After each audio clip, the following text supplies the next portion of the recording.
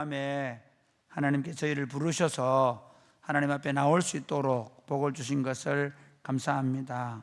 하나님, 저희를 부르셔서 찬양과 경배를 받아주셔서 감사합니다.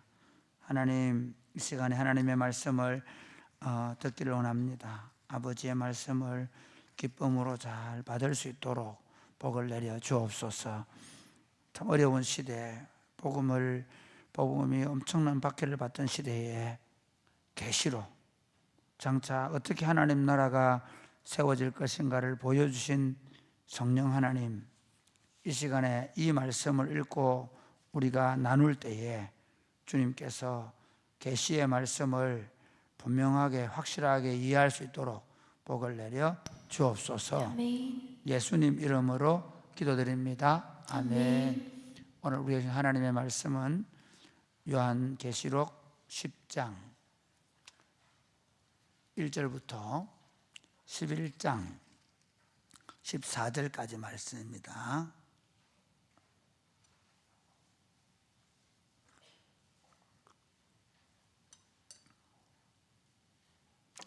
요한계시록 10장 1절부터 11장 14절까지 좀 긴 본문이지만 서로 교독하겠습니다. 내가 또 보니 힘센 다른 천사가 구름을 입고 하늘에서 내려오는데 그 머리 위에 무지개가 있고 그 얼굴은 해 같고 그 발은 불기둥 같으며 그 손에는 펴놓인 작은 두루마리를 들고 그 오른발은 바다를 밟고 왼발은 땅을 밟고 사자가 부르짖는 것 같이 큰 소리로 외치니 그가 외칠 때에 7 우레가 그 소리를 내어 말하더라. 7 우레가 말을 할 때 내가 기록하려고 하다가 곧 들으니 하늘에서 소리가 나서 말하기를 7 우레가 말한 것을 임봉하고 기록하지 말라 하더라. 내가 본 바 바다와 땅을 밟고 서 있는 천사가 하늘을 향하여 오른손을 들고 세세토록 살아계시니 곧 하늘과 그 가운데에 있는 물건이며 땅과 그 가운데에 있는 물건이며 바다와 그 가운데에 있는 물건을 창조하신 이를 가리켜 맹세하여 이르되 지체하지 아니하리니 7째 천사가 소리 내는 날 그의 나팔을 불려고 할 때에 하나님이 그의 종 선지자들에게 전하신 복음과 같이 하나님의 비밀이 이루어지리라 하더라. 하늘에서 나서 내게 들리던 음성이 또 내게 말하여 이르되 네가 가서 바다와 땅을 밟고 서 있는 천사의 손에 펴 놓인 두루마리를 가지라 하기로. 내가 천사에게 나아가 작은 두루마리를 달라 한즉 천사가 이르되 갖다 먹어 버리라. 내 배에서는 쓰나 내 입에는 꿀같이 달리라 하거늘. 내가 천사의 손에서 작은 두루마리를 갖다 먹어버리니 내 입에는 꿀같이 다나 먹은 후에 내 배에서는 쓰게 되더라. 그가 내게 말하기를 내가 많은 백성과 나라와 방언과 임금에게 다시 예언하여야 하리라 하더라. 또 내게 지팡이 같은 갈대를 주며 말하기를 일어나서 하나님의 성전과 제단과 그 안에서 경배하는 자들을 측량하되 성전 바깥 마당은 청량하지 말고 그냥 두라. 이것은 이방인에게 주었은즉 그들이 거룩한 성을 42달 동안 짓밟으리라. 내가 나의 두 증인에게 권세를 주리니 그들이 굵은 베옷을 입고 1260일을 예언하리라. 그들은 이 땅의 주 앞에 서 있는 두 감람나무와 두 촛대라. 만일 누구든지 그들을 해하고자 하면 그들의 입에서 불이 나와서 그들의 원수를 삼켜버릴 것이요 누구든지 그들을 해하고자 하면 반드시 그와 같이 죽임을 당하리라. 그들이 권능을 가지고 하늘을 닫아 그 예언하는 날 동안 비가 오지 못하게 하고 또 권능을 가지고 물을 피로 변하게 하고 아무 때든지 원하는 대로 여러 가지 재앙으로 땅을 치리로다. 그들이 그 증언을 마칠 때 무적행으로부터 올라오는 짐승이 그들과 더불어 전쟁을 일으켜 그들을 이기고 그들을 죽일 터인지 그들의 시체가 큰 성길에 있으리니 그 성은 영적으로 하면 소돔이라고도 하고 애굽이라고도 하니 곧 그들의 주께서 십자가에 못 박히신 곳이라. 백성들과 족속과 방언과 나라 중에서 사람들이 그 시체를 사흘 반 동안을 보며 무덤에 장사하지 못하게 하리로다. 이 두 선지자가 땅에 사는 자들을 괴롭게 한 고로 땅에 사는 자들이 그들의 죽음을 즐거워하고 기뻐하여 서로 예물을 보내리라 하더라. 3일 반 후에 하나님께로부터 생기가 그들 속에 들어가매 그들이 발로 일어서니 구경하는 자들이 크게 두려워하더라. 하늘로부터 큰 음성이 있어 이리로 올라오라 함을 그들이 듣고 구름을 타고 하늘로 올라가니 그들의 원수들도 구경하더라. 그때 큰 지진이 나서 성 10분의 1이 무너지고 지진에 죽은 사람이 7천이라. 그 남은 자들이 두려워하여 영광을 하늘의 하나님께 돌리더라. 같이 읽겠습니다. 시작. 둘째 화는 지나갔으나 보라 셋째 화가 속히 이르는도다. 아멘. 여러분, 요한계시록은 비유입니다. 그리고 상징입니다. 그렇기 때문에 이 비유와 상징을 신천지가 말하는 식으로 똑같이, 그러니까 여기 감람나무가 나오면 다른 데서 감람나무하고 똑같이 무조건 다 대응하는 건 아닙니다. 그런데 우리가 이 성경을 이 성경 자체가 환상을 통해서 본 어떤 상징적인 요소, 그리고 환상을 통해서 본 여러 가지 비유들이라는 사실을 알고 이해를 하면 이걸 현상 있는 그대로 보면 안 됩니다. 요한계시록은 이 상징, 이 비유가 뭘 의미하는지를 생각하고 보면 그 말씀이 보이는 거예요. 오늘은 하늘에서 내려온 말씀을 전하는 교회. 하늘에서 내려온 말씀이 뭐죠? 하늘에서 내려온 말씀이 뭐예요? 뭘까요? 하늘에서 내려온 말씀 모르세요? 하늘에서 내려온 말씀이 뭐죠? 전재호 씨.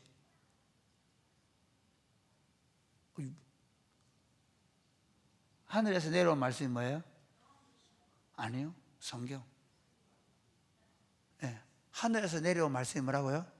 성경. 성경은 이 땅의 언어로 기록되어 있지만 아까 요한계시록도 뭐 틀린 건 맞습니다. 그러니까 우리에게 주어진 이 복음의 말씀은 하늘의 말씀을 땅의 언어로 기록한 겁니다. 그래서 오늘 본문을 좀 보면요, 그 성경을 하늘에서 내려온 말씀으로 먼저 10장에서 말씀을 해줘요. 자, 한번 보세요. 10장에 나타나는 인물이 누구냐면 10절부터 10장 1절 시작.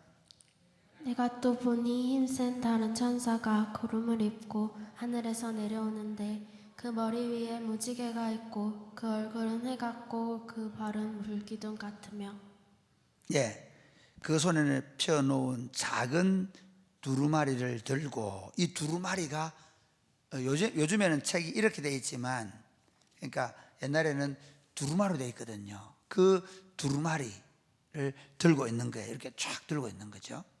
이해됩니까? 이 잘 보세요. 힘센 다른 천사라 되어 있잖아요. 이분은 예수님이에요? 아닙니다. 어째 보면 예수님처럼 보이는 천사예요. 그러니까 이분은 나중에 보면 알지만 세세토록 살아계시니 곧 하늘과 그 가운데 있는 물건들과 땅과 그 가운데 있는 물건이며 바다와 그 가운데 있는 물건들을 창조하신 이를 가르쳐 맹세한다 되어 있거든요. 그러니까 이 힘센 천사는 예수님이 아닙니다. 그러나 뭐랄까요, 예수님처럼 연기하는 그런 경우 있잖아요. 우리 이런 경우 한번 생각해 보세요. 우리 이번에 노량하죠. 그 다음에 뭐 12 사태인가? 그거 영화로 만들었죠. 그때 나올 때 그 전두환으로 나오는 사람이 전두환같이 생겨서 안 되겠어요? 생겼죠. 그 다음에 노량할 때 이수신 장군처럼 나오는 사람이, 이수신은 우리는 모르지만 누구나가 봐도 그 사람은 누구라고 할 수 있어요? 이수신 장군 역할을 하는 사람이 알 수 있겠죠. 그러니까 그래서 예수님을 상징하는 한 천사. 이 말씀을 들고 나온 거예요. 이 말씀을 보면 어떻게 되어 있냐면요, 그 손에 작은 두루마리를 폈다. 두루마리를 들고 있는데, 그 다음에 보면요, 이렇게 돼. 하나님의 사자가, 우리 3절부터 보고 시작. 사자가 부르짖는 것 같이 큰 소리로 외치니 그가 외칠 때 7 우레가 그 소리를 내어 말하더라. 지금 7 우레가 그 소리를 말하고 있습니다. 그래서 4절 보세요. 시작. 7 우레가 말을 할 때 내가 기록하려고 하다가 곧 들으니 하늘에서 소리가 나서 말하기를 7 우레가 말한 것을 인봉하고 기록하지 말라 하더라. 이 사도 요한은 이 말이 뭔지 알아들었어요. 그렇지만 뭐 하지 말라고요? 기록하지 말라 그럽니다. 그러니까 우리가 하나님의 말씀이 우리에게 하나님의 전체를 말해주지 않습니다. 우리에게 말씀하는 부분까지만 말씀되어진 거예요. 그러니까 사람들이 왜 이단이나 신천지나 이런 사람들한테 혹 빠지는지 아십니까? 왜 빠질까요? 완전히 가르쳐준다고 하니까. 이 부분을 다 내가 완전하게 해석하는 해석자라고 하니까.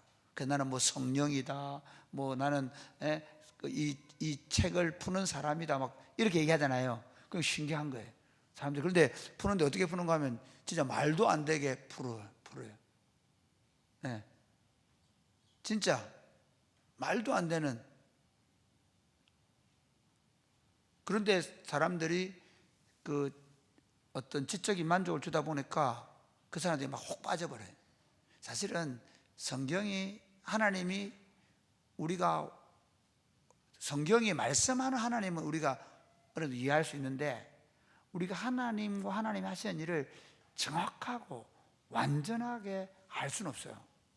예수님도 자신이 언제 다시 오실지는 아버지의 권한에 두셨다라고 하는데, 예수님 몰랐을까 알았을까요? 아셨겠죠. 그렇지만 말씀하지 않은 거예요.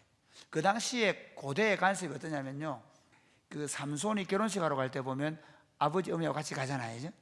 그래서 결혼 날짜를 정하고 오지 않아요. 정혼만 하고 와요. 정혼하고 오면 남편이 어떻게, 남자가 와서 이제 자기하고 부인하고 살 집을 마련하고 하고 있는 동안에, 또 여자는 자기가 이제 결혼식 할 준비들을 하고 또 입을 옷 같은 거 준비도 하고 있거든요. 그런데 이제 아버지가 딱 보고, 신랑 아버지가 보고, 야, 신부 데리러 가자 하면 가는 거예요. 그러니까 그거를 예수님 말씀한 거예요. 그러니까 예수님 자신이 전지하신 분이기 때문에 알고 있지만 사실은 제자들에게 말씀하지 않은 거죠. 그 관례를 통해서 아버지가 권한이 있으니까 이런 거죠. 아버지 권한에 있는 걸, 우리 그런 경우 있죠. 우리 예를 들면 제가 담임 목사란 말이에요. 그런데 우리 부목사님들이 어떤 교회에 대한 큰 계획을 알고 있을 수 있겠죠. 그렇지만 어때요? 내가 말하면 안 되는 게 있습니까 없습니까? 있죠. 네. 왜냐하면 직책이 달라서.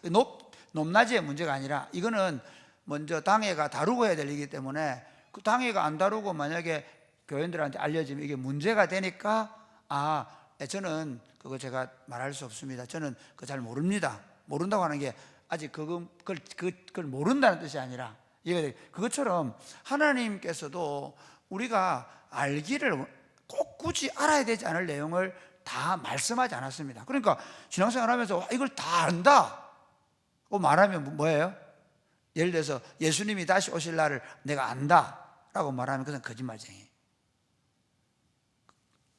뭐 예를 들면 안식교이단도 안다 했다가 들통난 거거든요. 다밀성교도 안다고 했다 드러나는 거거든요. 그러니까 뭐 다 그래요. 안산원 정예도 마찬가지. 온다 했는데 안 죽어보는 거예요. 그러니까 어머니다 이러면서, 하나님의 어머니 교회. 자기 남편이 원래 안 죽는다 했거든. 다 죽어가 끝났어요. 그러니까 이거 안 살아나니까 또 어머니 대가 자기 부인이 또 하고 있어요. 문선명도 지금 누굽니까? 그 신천지 그 사람도 절대 안 죽는다 그러거든요. 죽고 나면 또 다른 사람 나와요. 자기가 다 안다. 그 사람은 이단이에요. 우리 하나님을 다 알 수 없습니다. 우리가 보여주는 만큼 알아요. 자, 여러분 이런 경우 많죠. 좀 이게 오늘 설교 너무 길어지는데, 심지어 어떤 상황에 대해서 사람도 아이들이 저를 다 알지 못합니다. 그리고 제가 아이한테 다 말을 안 해줄 때가 많아요. 그렇죠? 그래서 나는 아버지 다 알아. 그렇게 얘기하죠. 자기. 근데 안미가 모릅니까? 몰라요. 죽었다 깨나도 딸들은 아버지를 몰라요. 그런데 마치 다 아는 것처럼 말하는, 하나님은 하나님의 뜻을 우리에게 여기 보면 임봉해놔라. 그러니까 쉽게 말하면 이 기록된 말씀 외에 하나님이 임봉해 놓고 말씀하지 않은 것도 있다는 의미예요. 그러면 이 기록된 말씀을 한번 봅시다. 예, 한번 볼까요? 예. 아까 제가 우리 5절부터 보게요. 5절 시작. 내가 본 바 바다와 땅을 밟고 서 있는 천사가 하늘을 향하여 오른손을 들고 세세토록 살아계시니 곧 하늘과 그 가운데 있는 물건이며 땅과 그 가운데 있는 물건이며 바다와 그 가운데 있는 물건을 창조하신 이를 가리켜 맹세하여 이르되 지체하지 아니하리니 지체하지 않을 것이다. 이 말은 창조주께서, 하늘과 땅을 만드신 창조주가 내가 지체하지 않겠다. 뭘 지체하지 않느냐? 7절 말씀 볼까요? 7절 시작.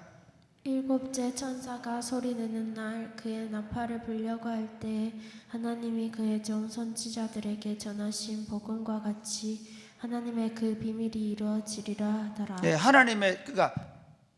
하나님의 뜻이 온전히 드러나는 날이 지체되지 않을 것이다. 반드시 이룰 것이다. 예수님이 내가 율법을 폐하러 온 것이 아니라 율법을 완전하게 왔다. 예, 천지가 없어지기 전에 율법 1.1획도 없어지지 않을 것이다. 예수님이 자기가 하신 말씀, 복음의 말씀을 지체하지 않고 다 이루겠다고 말씀합니다. 그 말씀을 내가 다 이룰 건데 이 말씀을 줍니다. 그러니까 이 지체되지 않을 이 말씀을 줍니다. 교회에. 8절 말씀 시작. 하늘에서 나서 내게 들리던 음성이 또 내게 말하여 이르되 네가 가서 바다와 땅을 밟고 서 있는 천사의 손에 펴 놓인 두루마리를 가지라. 예, 이 두루마리를 가지라 그래. 이 두루마리가 하나님의 말씀이라는 거다. 9절 볼까요? 시작. 내가 천사에게 나아가 작은 두루마리를 달라 한즉 천사가 이르되 갖다 먹어버리라. 내 배에는 쓰나 내 입에는 꿀같이 달리라 하거늘 10절. 내가 천사의 손에서 작은 두루마리를 갖다 먹어버리니 내 입에는 꿀같이 다나 먹은 후 제가 이게 비유라고 얘기했죠. 아니 그 두루마리를 뭘 읽어야 되잖아요. 두루마리는 뭐 하는 거예요? 이렇게 쫙 두루마리 이걸 읽어야 되는 거예요. 먹어야 되는 거예요. 읽어야 되는 거죠. 그런데 먹으라 그러죠. 이걸 먹으라는 거예요. 이게 비유라는 거예요. 하나님의 말씀은 뭐 하는 거예요? 읽는 게 아니고 뭐라고요? 먹는 거예요. 우리가 이 의미는 뭐냐면요, 우리가 음식을 먹으면 우리 에너지가 생기잖아요. 그것처럼 하나님의 말씀을 우리가 먹는데, 입으로는 달다는 말은 우리가 설교를 듣거나 성경 읽을 때 우리가 어때요? 마음에 기쁨이 있죠. 꿀송이 좀 달죠. 또 읽고 싶고. 예? 그 성경을 자주 읽으시기 바랍니다.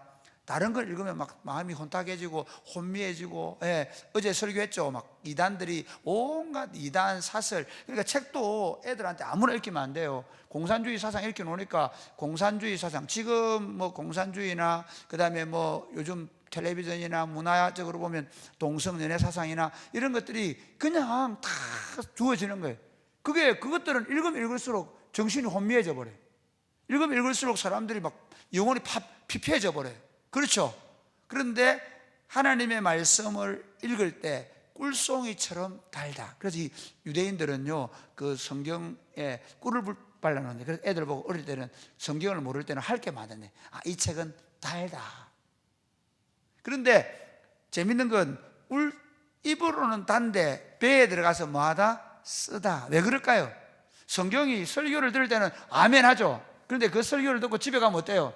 집에 가서 아내들이 남편에게 순종하라 그러면 그게 어때요? 그때는 아멘 했는데 그때 안 할 걸 생각이 들잖아요. 부모님께 순종해라, 아멘 했는데 안 되잖아요. 성경을 따라 사는 건 엄청나게 힘든 거예요. 성경이 우리에게 단 말씀이지만 성경을 따라 산다는 것은 배에서 쓴 것 같은 그런 거예요. 그래서 그 성경이 우리 입에는 달고, 그리고 그 성경이 우리 삶을 실천할 때는 굉장히 힘들다는 것을 비유로 말씀하고요. 그 말씀 어떻게 하라 그럽니까? 11절 시작. 그가 내게 말하기를 네가 많은 백성과 나라와 방언과 임금에게 다시 예언하여야 하리라. 예, 내가 많은 백성과 나라와 방언, 이 말씀을 예언하리라 그렇게 얘기합니다. 그 다음 조금 넘어가겠습니다. 11장 보면요, 이제 좀 시간이 많이 없기 때문에 간단하게 얘기할게요. 11장 보면 그 말씀을 전파하라 그러는데요, 오늘 자 4절부터 보세요. 4절 시작. 그들은 이 땅에 주 앞에 서 있는 두 감람나무와 두 촛대니. 예, 여기 보면 3절 내가 나의 두 정인에게 권세를 주리니 그들이 굵은 배 옷을 입고 1260일을 예언하리라. 굵은 배는 사실 회개를 상징하는 거거든요. 그런데 이 두 정인이 하나님의 말씀을 예언한다는 거예요. 이 두 정인이 뭐냐면 두 감람나무와 두 촛대다. 주님 앞에 두 감람나무와 두 촛대가 어떤 의미냐면 하나님의 교회라는 말. 하나님의 교회가 하나님의 말씀을 예언한다는 겁니다. 이 아까 10장에 보면 하나님의 말씀을 하늘로부터 내려온 하나님의 말씀이 교회에 주어지고, 교회는 이 말씀을 예언하게 된다는 겁니다. 근데 교회가 이 하나님의 말씀을 예언할 때 그럼 어떤 일이 일어나느냐? 첫 번째 한번 볼까요? 이제 자 5절 두 감람나무와 두 촛대가 뭐라고요? 하나님의 교회라 그랬죠. 그다음 5절 시작. 만일 누구든지 그들을 해하고자 하면 그들의 입에서 불이 나와서 그들의 원수를 삼켜버릴 것이요 누구든지 그들을 해하고자 하면 반드시 그와 같이 죽임을 당하리라. 6절 그들이 권능을 가지고 하늘을 닫아 그 예언을 하는 날 동안 비가 오지 못하게 하고 또 권능을 가지고 물을 피로 변하게 하고 아무 때든지 원하는 대로 여러 가지 재앙으로 땅을 치리로다. 이 두 정인이 나와서 이 하나님의 말씀을 이렇게 말하는데, 두 정인이 나와서 하나님의 말씀을 얘기하는데, 이 아까 보면 뭐 두 감람나무와 두 촛대는 이 상징입니다. 상징. 이해가 됩니까? 그러니까 이 두 정인은 교회를 상징하는 거고요, 이 두 정인이 말씀을 전할 때 능력이 나타난다는 거예요.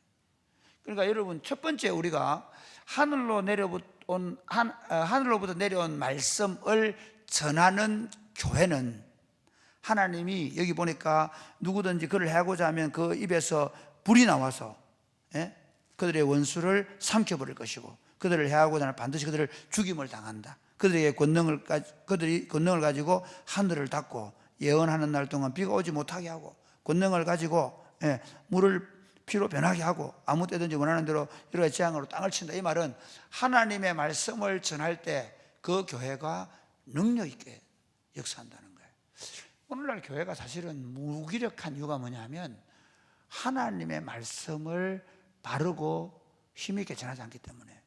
교회는, 제가 늘 말씀드리지만, 교회는 정치 싸움하는 것이 아닙니다. 교회는 좌파나 우파에 대해서 말하는 것이 아닙니다. 교회는 성경이 뭘 얘기하는가를 말하는 것이고, 교회는, 교회의 성도들은, 목사만 그런 게 아니라 교회 성도들은 뭐 요즘 시류가 어떻고 경제가 어떻고 모이면, 성도들끼리 모이면 어떤 교회는 가면 뭐 주식이 어떻고 뭐 부동산이 어떻고 뭐 여자들은 뭐 백화점 가서 옷이 어떻고 그런 것이 아니랄까요?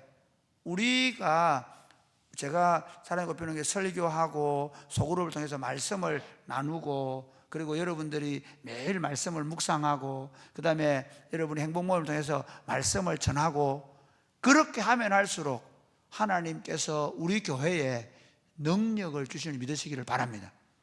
참 재밌습니다. 우리가 말씀대로 살고 우리가 말씀을 말하고 우리가 그 말씀을 전파하면 그 말하는 것이 능력 있게 나타납니다. 아멘이십니까? 이렇게 사도행전은 이렇게 얘기하죠. 마가복음 16장 마지막 절에 그들이 두루 나가서 전파할세. 주께서 그 따르는 뭐로? 표적으로 그 말씀을 확실히 증언하시니라. 아멘입니까?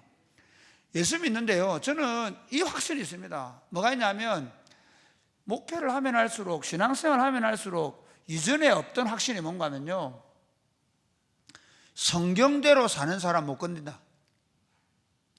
성경대로 사는 사람 그 말한 대로 된다. 성경대로 말한 사람의 그 말을 함부로 거슬리지 못한다. 아멘이십니까? 여러분이 부모님이고 여러분이 목사가 아니고 뭐 여러분 집사님이든 장로님이든 관계없습니다. 여러분이 이 하나님의 말씀을 가지시기 바랍니다. 말씀을 입에 달게 달달하게 열심히 먹으십시오. 그런데 그 말씀이 우리 배에 쓰죠. 그 말씀을 따라 살기가. 그리고 그 말씀을 전파하는 게 쉽지 않죠. 그런데 여러분이 말씀을 힘있게 그 말씀을 가지고 살고 그 말씀대로 전하기만 하면 여러분의 인생 가운데 그 말씀의 역사가 나타나는 거예요. 그래서 복 있는 사람은 악인의 길을 따라 죄인의 길을 서지 않고 오직 여호와를 즐거워해 그 율법을 주야로 묵상한다 그래요. 근데 그 말씀대로 사는 사람 마치 시냇가에 심은 나무가 철을 따라 열매를 맺고 그 잎사귀가 마르지 아니함 같으니 그 행사가 다 뭐하다고요? 형통하다.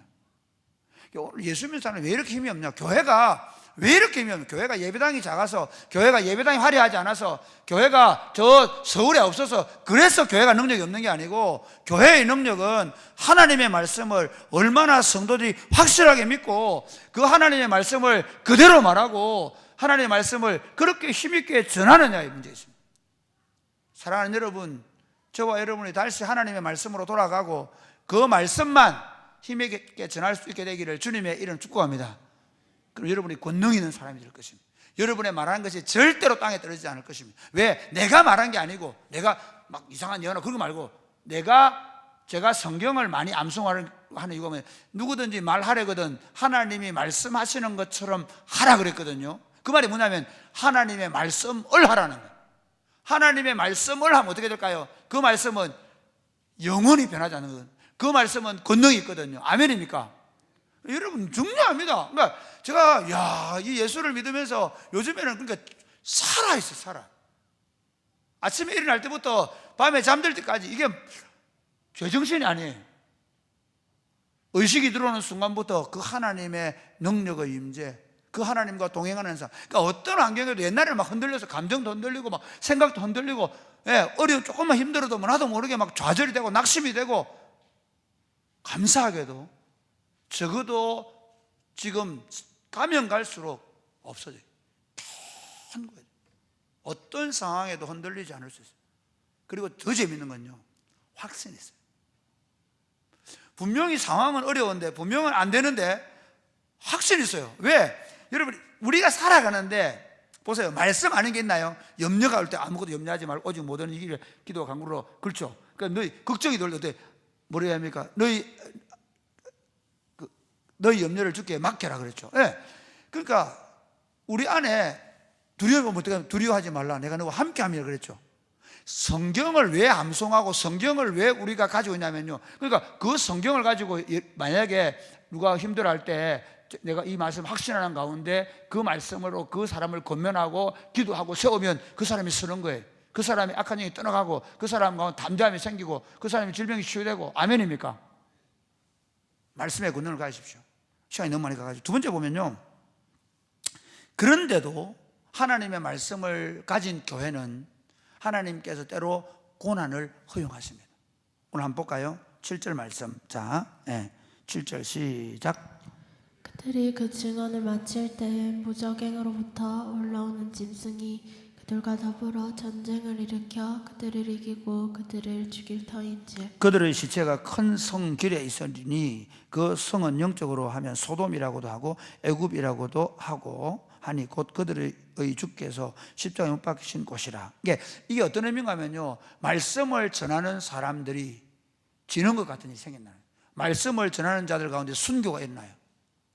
우리나라에도 순교가 일어났잖아요. 그 당시에도 스데반이 돌에 맞아 죽잖아요. 야고보의 목이 잘려 죽잖아요. 그러니까 말씀을 전하는데 그 말씀을 전하는 교회가 어려움을 당해요. 왜? 십자가에 하나님의 아들 그리스도도 십자가에 죽임을 당하지 않습니까? 말씀이신 그분도. 그러니까 그 제자들이 그런 고난을 당한다는 거예요. 그래서 마치 한번 보세요. 9절 말씀 같이 시작. 백성들과 족속들과 방언과 나라 중에서 사람들이 그 시체를 사흘 반 동안을 보며 무덤에 장사하지 못하게 하리라. 10절 말씀.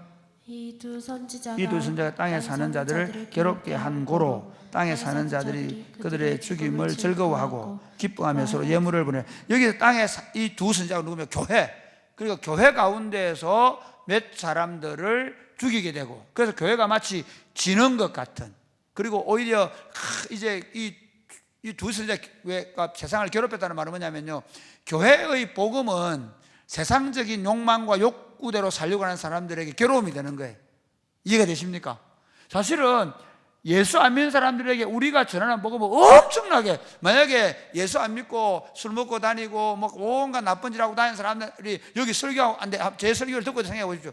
얼마나 힘들겠어요? 얼마나 기분 나쁘겠어요? 그렇지 않습니까? 그러니까 교회가 전하는 복음은 세상 사람들이 굉장히 듣기에 거북한 얘기예요. 성령이 오시면 죄에 대해서, 의에 대해서, 심판에 대해서 책망한다 그러거든요. 성경 실제로 예수 믿는 사람들도, 우리 믿는 사람까지도 설교를 들으면 책망을 받는 느낌이 들잖아요. 그러니까 세상 사람들은요, 교회가 없어지기를 바라는 거예요.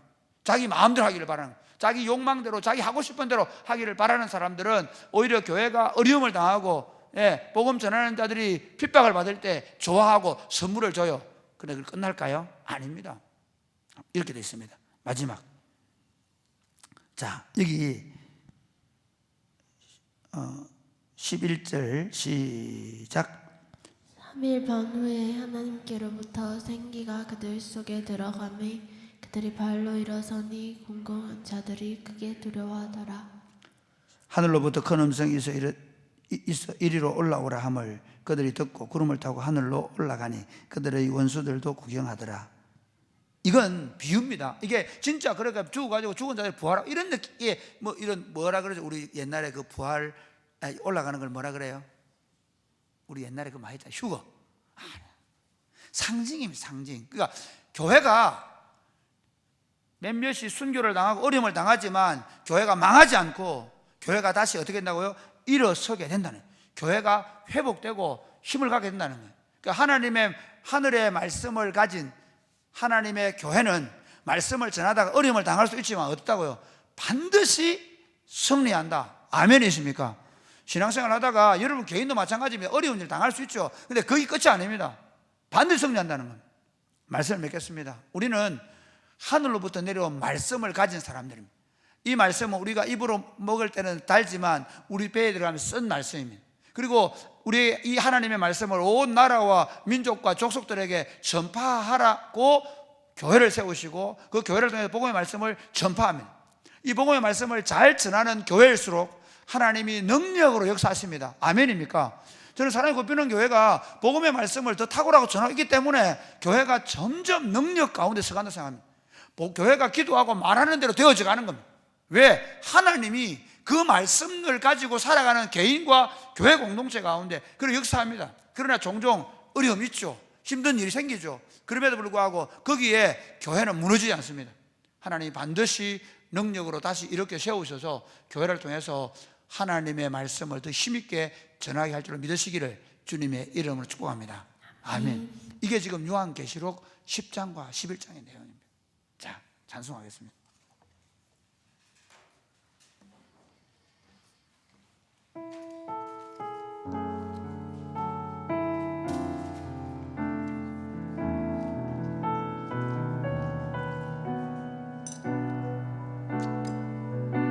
우리 다 같이 일어나 찬양할까요?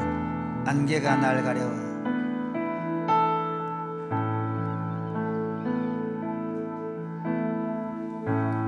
안개가 날 가리워 내 믿음 흔들리려 할 때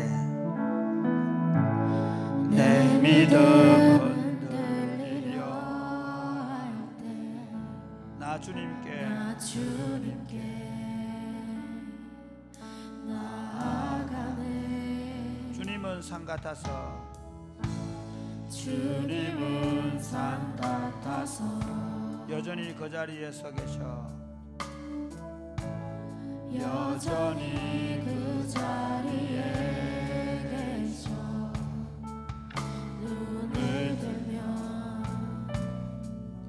보이리라 널 위한 그 사랑 주의 주는 나의 도움이시며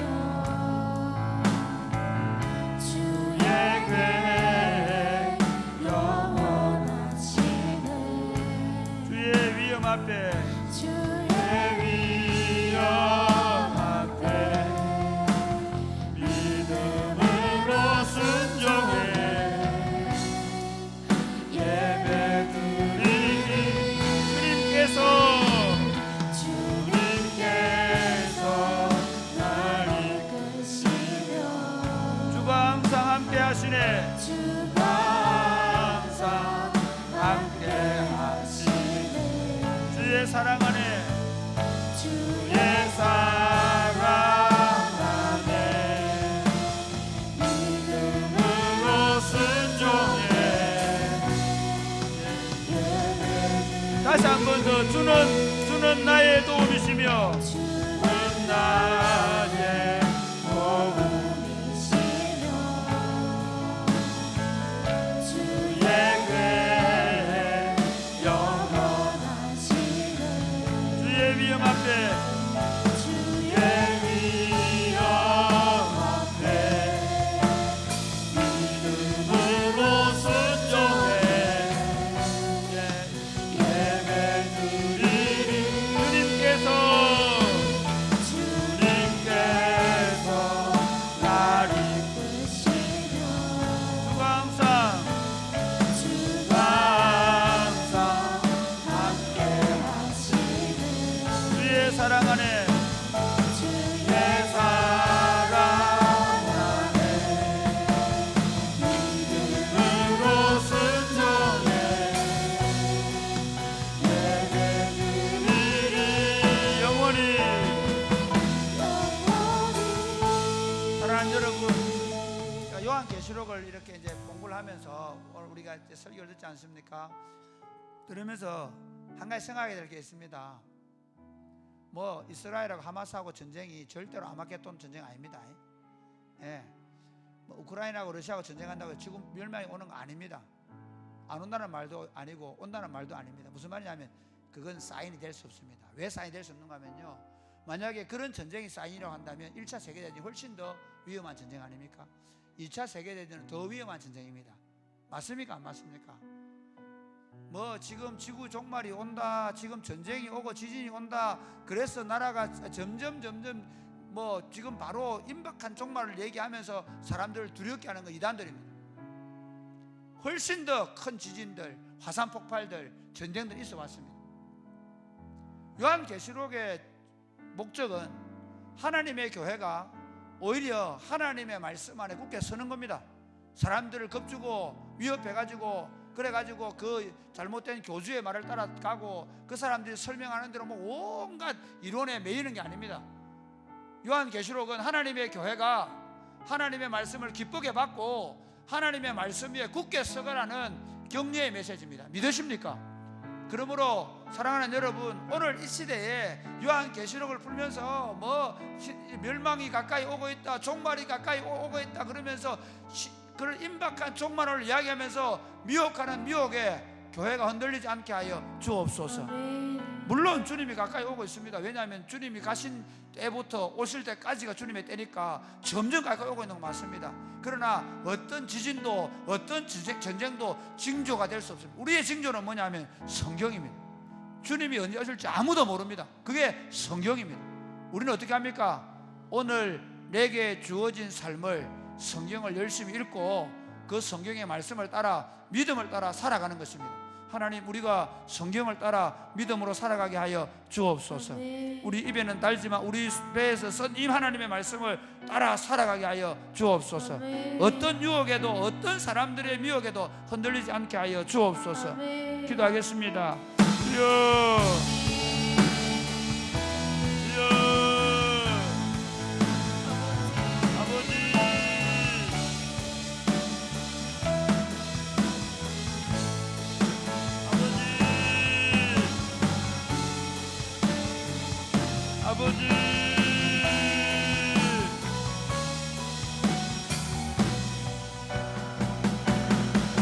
흔들리지 않게 하여 주옵소서.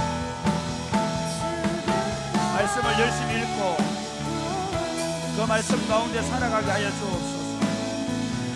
말씀이 가라고 하는 데 가고 말씀이 서라고 하는 곳에 서게 하여 주옵소서.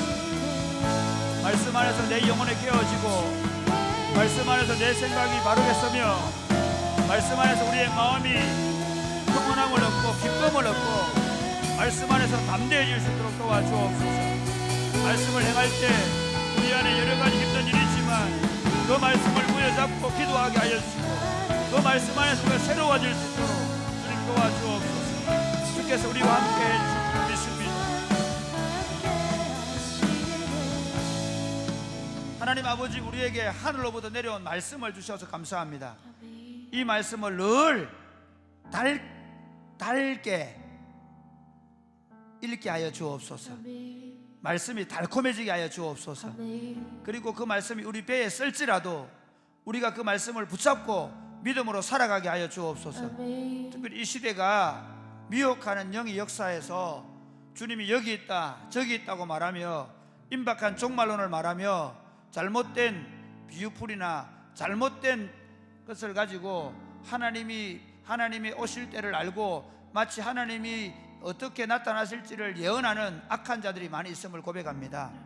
그 시와 때는 하나님이 절대로 가르치지 않았고 어떤 모습으로 오실지는 구름 타고 온다는 말씀밖에 하지 않았고, 그러므로 우리로 하여금 우리가 밭을 갈고 우리 할 일들을 잘 감당하면서 우리의 삶을 말씀으로 성실하게 살아낼 때 주께서 도적같이 온다는 사실을 믿게 하여 주옵소서. 예수님 이름으로 기도드립니다. 아멘. 내게 허락하신 시련을 통해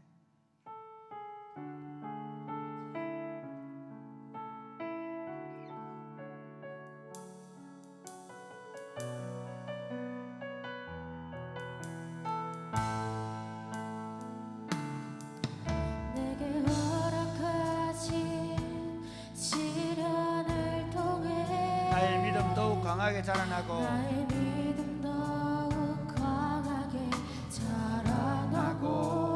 험한 산과 골짜기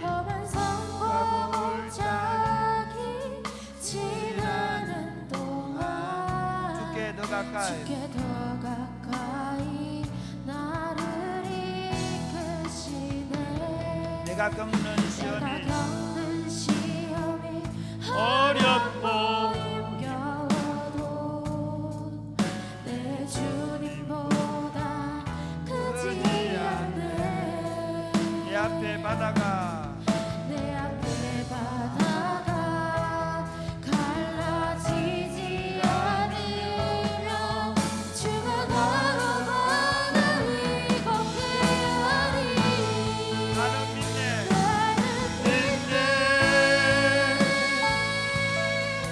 주의 능력으로 내 산스럽게 되리.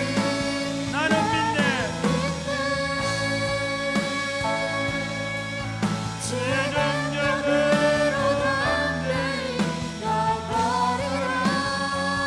주와 함께 싸워 승리하리라.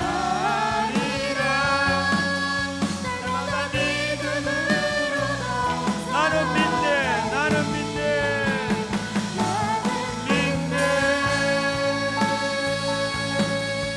주의 능력으로 내 산스럽게 되리. 나는 믿네. 주의 능력으로 담대히 나가리라.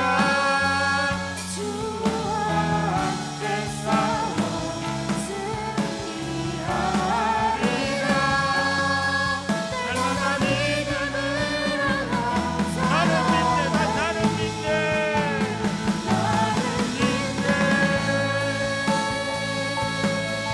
주의 능력으로 내 산스럽게 되리.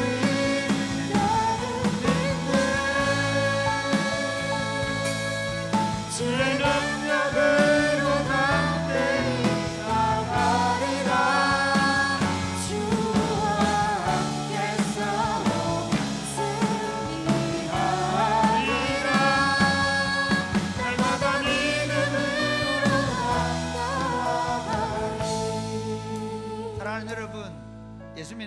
게 아닙니다. 하나님의 말씀을 그대로 믿고 그 말씀을 우리가 살아내고 그 말씀을 전하는 것입니다.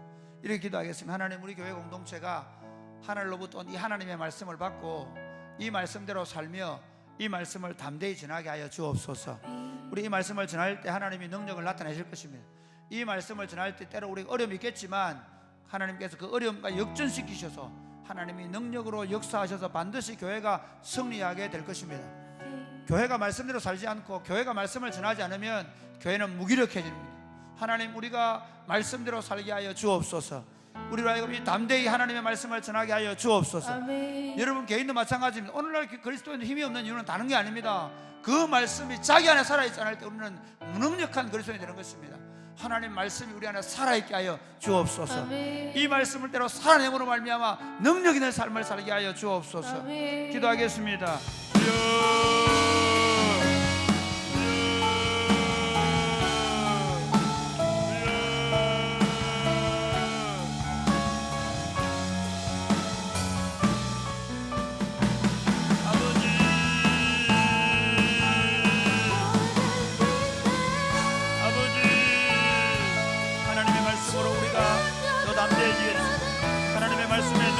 권세가 우리가 나타날 수 도와주시고 하나님의 말씀으로 우리 통해 하나님의 역사를 이룰 수 있도록 인도하시기를 간절히 바라옵고 소원합니다.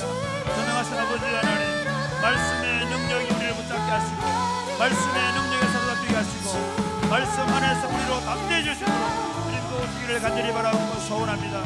전능하신 아버지 하나님, 교회가 말씀으로 돌아가게 하시고 교회의 말씀이 더 힘있게 역사하게 하시고 교회의 성도들 하나님의 말씀을 붙잡고 살아내게 하시고 온 교회가 되어서 하나님의 말씀을 담대하게 전할 수 있도록 주님 도와주셔서 그 말씀을 하나님 능력 있게 선포되어지며 그 말씀을 능력 있게 선포할 때 주께서 우리를 보호하시고 지키시고 능력을 나타내시며 때로 말씀 때문에 어려움을 나오고 힘든 일을 만날 때 할지라도 주님께서 반드시 승리하게 하시도록 믿게 하여 주옵소서.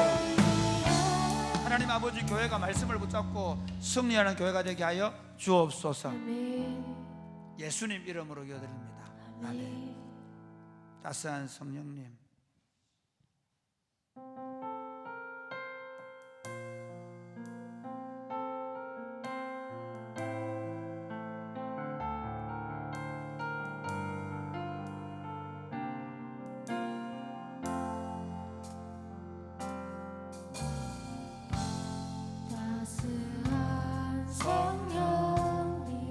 마음으로 보내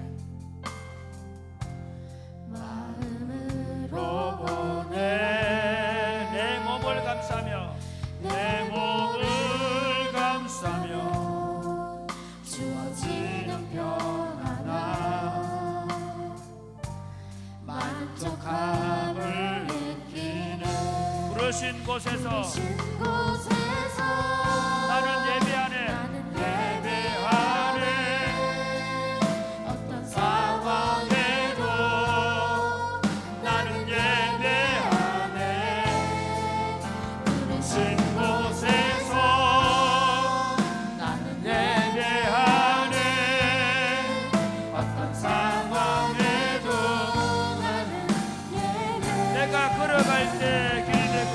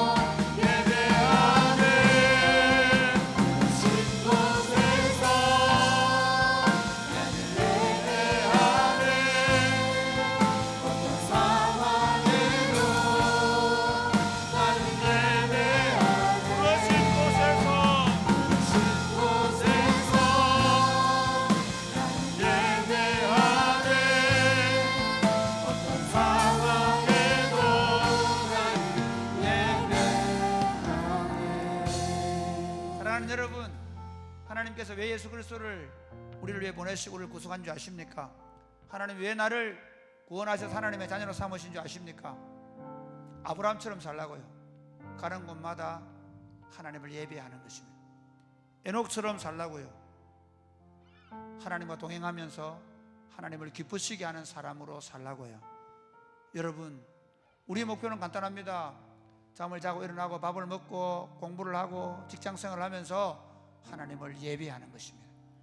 우리가 부엌일을 하면서 하나님을 예배하는, 우리가 직장에서 일을 하면서 하나님을 예배하는, 우리가 공부를 하면서도 하나님을 예배하는, 우리가 운동을 하면서 하나님을 예배하는, 우리 마음에 하나님을 향한 그 예배가 살아있는, 끊이지 않는 삶을 살아가다가 육신의 장막을 벗고 안에 주님이 오시면 우리가 그 주님과 함께 아름다운 모습으로 변화되어 주님을 만나게 될 것입니다. 우리 인생의 행복은 더 많은 것을 갖는 것이나 더 높은 자리에 가는 것이나 더 유명한 이름이 되는 것이 아니라 하나님을 예배하고 하나님과 동행하는 삶을 사는 것입니다. 저는 저녁 기도가 그렇게 중요하다고 생각합니다. 하루에 1시간 와서 하나님을 예배하고 찬양하고 기도하고 말씀을 들으면서 이 감각을 그대로 살려서 밤에 잠을 자고 그리고 아침에 일어나서 이 감각대로 그대로 예배하고 찬양하고 기도하고 문제만 생기면 기도하고 그 자리에서 하나님을 높이고 예배하는, 하나님 내 삶이 예배자로 살게 하여 주옵소서. 아멘. 이 험악한 순례자의 길에 사람들이 방황하고 힘들어하고 온갖 악한 일을 계획할 때 하나님 내 삶이, 나와 내 자녀들의 삶이 예배자의 삶이 되게 하여 주옵소서. 아멘. 기도하겠습니다. 주여, 주여,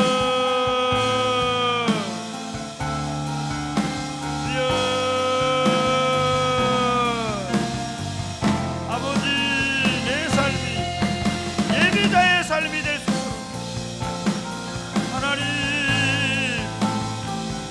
잠을 자든지 밥을 먹든지 길을 가든지 공부를 하든지 직장생활을 하든지 자녀를 양육하든지 때로 어려운 일을 처리하든지 까다로운 사람을 만나든지 화가 나는 환경을 만나든지 염려와 걱정을 괴로운 일을 만나든지 상관없이 하나님을 예배하게 하여 주옵소서.